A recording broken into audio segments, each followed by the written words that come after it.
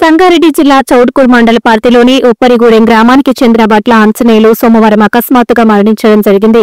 ఈ విషయం తెలుసుకున్న ఆందోళన ముద్దుబిడ్డ త్రిష దామోదర మంగళవారం ఆ కుటుంబ సభ్యులతో చరవాణిలో మాట్లాడుతూ ఓదార్చారు.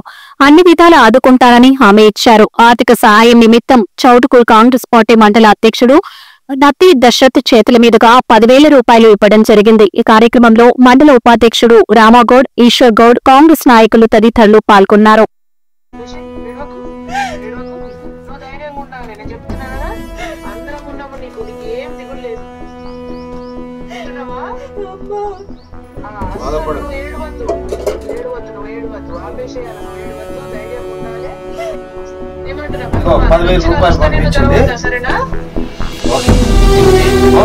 పంపించింది తీసుకో. మళ్ళీ నీకు ఇంకేం ఇబ్బంది ఉన్నా మాకు చెప్పు, ఈ పెద్ద మనుషులకు చెప్పు, మేము అమ్మ దృష్టికి తీసుకుపోతాం. ఓకేనా?